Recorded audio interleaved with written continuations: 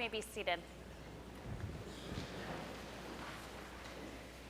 Thank you, Canon Harris, your fellow clergy and congregants, for having me here this morning. My being here marks the end of a wonderful week of rotating clergy visits across the various houses of worship here in Rye. It is a real tribute to our wider community that there is such a collegial and collaborative relationship among the local churches and community synagogue of Rye, where I serve as the associate rabbi. As I said, I feel more and more at home here coming for the Thanksgiving services. I still get a little lost every time, but indeed it's a pleasure to be back this morning. When Canon Harris and I looked at the lectionary for this week, we thought it serendipitous that the gospel reading included both Moses on Mount Sinai in Exodus and the Transfiguration, the scene in which Jesus is joined not only by Peter and John and James, but also visited by Moses and Elijah, representing the Hebrew Bible and prophets. It was, we might say, an interfaith gathering atop what most scholars would call Mount Tabor in the Galilee region of northern Israel. And it is extra special to be here this morning knowing that some of your pilgrimage group is here and heading soon to the Holy Land. In light of the prominence of Mount Sinai and Mount Tabor in this week's readings and your upcoming journey, I thought I'd just begin by briefly sharing about 3 significant mountains in Israel that have shaped my own spiritual life and rabbinate, a kind of personal introduction by way of sacred topography.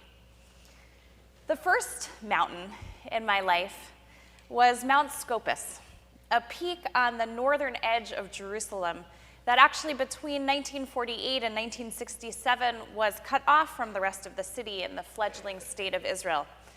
In Hebrew, the mountain is called Har Hatzofim, literally the mountain of scouting or mountain of viewing, since it overlooks most of the rest of the sprawling city. Mount Scopus was the site of the original campus of Hebrew University as well as Hadassah Hospital, 2 flagship Israeli institutions. But most importantly for me, Mount Scopus was the site for several decades of a dormitory and education center affiliated with Young Judea, the Jewish youth movement, in which I grew up as a child and took on various leadership roles as a teen. In 1999, I deferred my college enrollment to Barnard and spent a gap year living in Israel following high school through Young Judea's year course in Israel. With my home base on Mount Scopus, I had the chance to live in Israel for 10 months, participating in a Hebrew immersion program, hiking the country end to end, and doing a variety of volunteer work. Living in the dormitory on the mountain's edge, I recall so many mornings waking up to local church bells and returning from class in the afternoon to the sound of the Muslim call to prayer from nearby minarets. My mom often points out that in every photo from those months in Israel, I appear to be literally glowing, perhaps not quite as intensely as Moses or Jesus, but somehow radiating nonetheless. And spending that first year away from home in the Holy Land was indeed spiritually transformative, connecting me deeply with the land and the language of Israel, and igniting within me an unconditional, if not complicated, love for the modern country. Well, flash forward 8 years to 2007, my first year of seminary for rabbinical school, living again in Jerusalem. This time, it's another mountain that captures my attention, Mount Moriah, or the Temple Mount, upon which the biblical temple and its Holy of Holies stood in antiquity. Today, all that remains of that temple is one of the outer courtyard walls, known in Hebrew as HaKotel, the wall, or more commonly, the Western Wall. It is this site where Jews have come to pray for 2,000 years, and towards which Jews around the world physically orient their bodies when worshiping. Nestled there between the giant stones are millions of little notes, heartfelt prayers penned by pilgrims over the centuries. It is an awe-inspiring place, especially with the magnificent Dome of the Rock and Al-Aqsa Mosque just above, sitting on the old temple plaza. And yet, as I began to spend more time on the Temple Mount, or near it, I also began to discover that it was a problematic place for me as a female rabbinical student and as a liberal Jew. As you may know from the pictures of the Western Wall, the plaza is strictly divided into separate prayer spaces for men and women, the women's section being about a quarter of the size of men's. Moreover, due to the ultra-Orthodox hegemony, really, over the most affairs of religion in Israel, women have also been historically forbidden to wear traditional prayer shawls there, to read Torah publicly, or participate in any other rituals that are traditionally relegated to men's observance. Spending time there at Mount Moriah and increasingly insensitive to these gender issues, I became involved that year with an organization called Women of the Wall, a group still fighting today for greater egalitarianism at the Western Wall and throughout Israel. In fact, this talit, or prayer shawl I'm wearing this morning, which has the names of the 4 matriarchs embroidered in Hebrew on the corners, is the official talit, or prayer shawl, of Women of the Wall.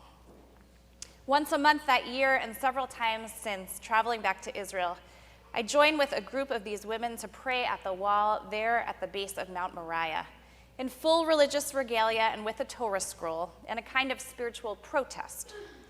For me, my time on Mount Moriah ignited a passion for pluralism and a sense of mission around helping Judaism, my religion, continue to evolve into the 21st century. While the fight for religious freedom in Israel is far from over, just this past week, a landmark agreement was reached to create a third pluralistic prayer space in the Plaza of the Wall so that men and women, parents and children, all religious affiliations can stand together at that sacred site and pray. So I wear this talit, this prayer shawl, this week especially, in solidarity with those women who are all fighting for a more democratic Israel. And finally, my third mountaintop moment, a bit more personal, but it nicely rounds out the theme and gives us a trifecta. In December 2009, I was back in Israel once again for 2 weeks, this time visiting with a man named Andrew Sage, whom I had been seriously dating for several months. He had never been to Israel before, and I insisted that I could not possibly marry him without first taking him to my second home, the Holy Land. So I schlepped him around Jerusalem and Tel Aviv, to the north and to the south, and eventually to my favorite hiking spot, which I hope maybe you'll get to, in Israel, the Ein Gedi Nature Reserve. Ein Gedi is a desert oasis, not far from the Dead Sea and Masada, where out of the depths of the hot Judean sands suddenly spring forth waterfalls. Its name in Hebrew, Ein Gedi, translates to 2 of the place's most distinctive features: Ein, meaning springs, and Gedi, or Gedi, meaning mountain goats. The place is crawling with mountain goats. Well, despite both of us being somewhat afraid of heights, I convinced Andrew to join me on the steepest trail, and up the mountain we hiked for several hours until somehow we reached the summit. Exhausted and quite dehydrated, we sat down on a large slab of rock to take out our water bottles and refill. But as I began to drink, I realized that Andrew had actually reached into his pocket for something else, an engagement ring. He proposed right there atop the Ein Gedi mountain, where we were surrounded only by the clouds, the rocks, and a few dozen very friendly mountain goats. It was a different kind of spiritual experience, though definitely a mountaintop moment which forever changed my life. Which brings us back to today's scriptures and the coupled stories of Moses and Jesus, each encountering God on a mountaintop, each descending respectively with faces aglow. And while the passage from Luke was admittedly less familiar to me, the parallel Old Testament episode which we read is one that has long fascinated my imagination. We all know this story. This is actually Moses' second time up on Mount Sinai, following the episode of the golden calf and the shattering of the first set of tablets. Having now spent another 40 days and 40 nights atop the mountain and chiseled them again by hand, Moses descends with the new set of tablets, his face radiant. Interestingly, the Hebrew phrase for those beams of light, karnei or, are quite similar to the term for horn in Hebrew. And thus, when the Hebrew Bible was translated into Latin, the text was redacted to read that Moses descended with horns, hence the original, somewhat misguided stereotype that Jews had horns over history. Clearly, you can see that is not true. Very curly hair, maybe, but not horns. So with these beams of light emanating from his face, Moses approaches the camp. Yet we are told that his brother Aaron and the other Israelites are afraid, and Moses must cover his face with a veil when speaking to the people, lest that glow overwhelm them.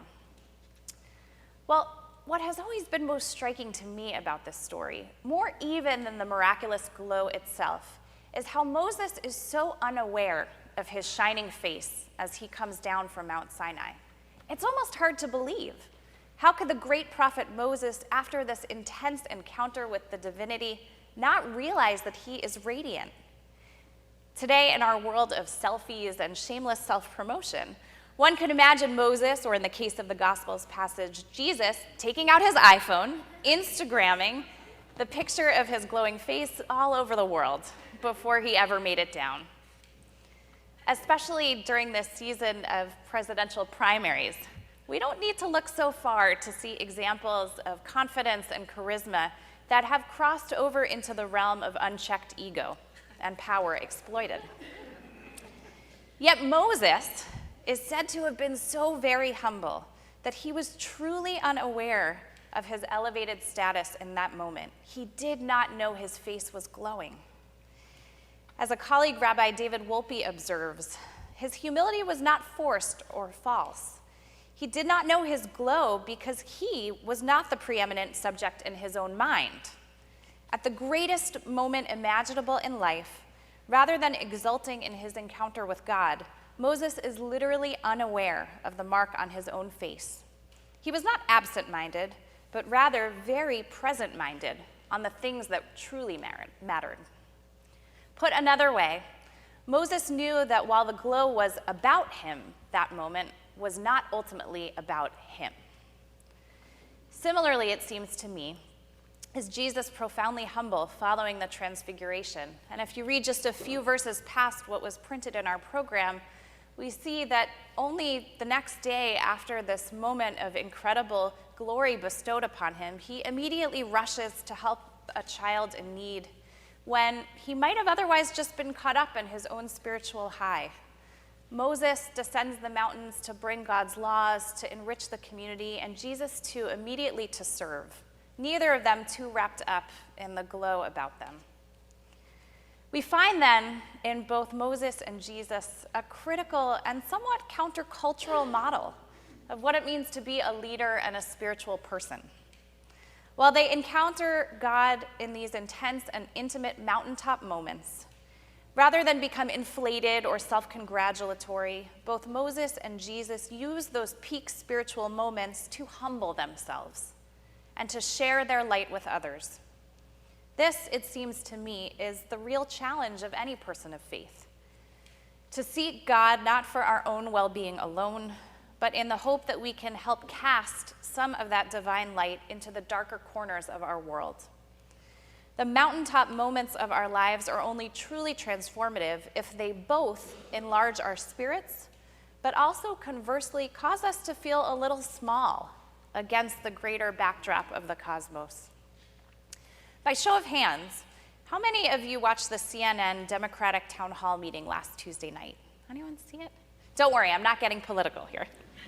As a matter of fact, the thing that has most captured many of my colleagues' attentions about that night was nothing having to do with policy or the positions of either Clinton or Sanders, but an unusual question that was posed that night to the candidates by a local rabbi in New Hampshire. When handed the microphone, Rabbi Jonathan Spira Savitt broke from the litany of inquiries about finance and foreign affairs to offer the candidates some spiritual food for thought. He shared with them and ultimately framed a question around one of my favorite Jewish teachings. Rabbi Simcha Bunim, an 18th century Hasidic rabbi, is said to have walked around always carrying two notes in his pockets. In the one pocket, the folded paper read, "For your sake, the universe was created." And on the other note, "I am but dust and ashes." The idea was that whenever Rabbi Bunham had a difficult day or was feeling too small to believe he could make a difference in the world, he would pull out that first note from his pocket and remind himself, for your sake, the universe was created. But on the days when he got a little too puffed up or perhaps mistook his own spiritual high for sacred service, he was reminded of the note in his other pocket, I am but dust and ashes. These two sentiments, both true, were intended to balance him, to keep him humble even as he strove to grow ever closer to God. I love this teaching about that inherent tension we feel as human beings, created in God's image, but of the earth itself, and one day bound to return to it. While I can't know what notes were jotted down in Moses or Jesus's pockets, whether the cloaks they wore had any pockets at all, I can't say. But I'm certain that the stories we read today from our respective scriptures are intended to remind us of this duality of the human experience. There are times where we, as devotees of our faith traditions, are called upon to stand up, to shout out, to revel in God's love on the summits of our spiritual mountains. Yet we also must remember that like Moses, like Jesus, when we find ourselves on one of those peaks, it is essential that we look back down, see who is suffering below, and share the light. If we don't, we've missed the point of the whole climb. Finally, I think we also must be sensitive and remember that not everyone is going to have that same mountaintop moment in the same way at the same time. For Moses, it was Sinai. For Jesus, Mount Tabor. For me, 3 different mountains in Israel that both stretched me spiritually and also humbled me profoundly. Each one of us may find, if we are lucky, some unique access point to that divine light, whether on a literal or figurative mountaintop. A closing parable on this very point. Once upon a time, a woman had a strong desire to climb the mountain. She was captivated by the sheer height and beauty of the mountain. She wished for the strength that would be required to climb it and was just captivated with her quest to reach the summit. She set about gathering her equipment. She acquired the right shoes, gear, and all the provisions she'd need for this arduous hike. And because her training in Judaism, she filled her backpack with the Torah, Hebrew prayer books, other Jewish ritual items. She had been told that these tools prepared one for everything. And she began to climb. At first, the way was dark, the view was crowded by trees, her legs ached at the end of each day, and her backpack seemed to weigh a ton. Self-doubt crossed her mind, and all sense of progress was invisible. But she soothed herself with the comforting thought that at least she was trying to climb the mountain. In all her long days, she never saw another soul on the trail. With a bit of arrogance and a bit of self-satisfaction, she struggled with her physical discomfort by judging herself superior to any and all who hadn't even made the attempt. At least she, with her full backpack, was making the trek. Well, after a while, she ascended to a level where the woods began to thin. Her legs were stronger now. She woke to welcome the climb and the challenge ahead. Each day, she felt her strength and her advancement. She was in a constant state of pleasure, physical and emotional. Her burdens seemed light and her progress profound. Quite the opposite of her emotional state in the early stages of the climb. She often wished now that she was not so alone on the trail. Her arrogance was replaced by a sort of yearning. If only everyone could have this pleasure. And strangely enough, just at that point, she began to have glimpses now and then of other travelers. She noticed that not all the climbers were Jews. They were in fact a varied lot, Christians, Muslims, Buddhists, and more. She was surprised at first. She had naively thought that only the provisions of her faith would suffice for this climb. And she saw no one else on the trails. What do you know, she would muse, Hindus climb and humanists climb. Finally, at the top, she looked down and could suddenly see the mountain from all sides. From that elevation, she could barely discern where her own particular path had begun. Every single path up the mountain made its way to the top for every climber that could persevere.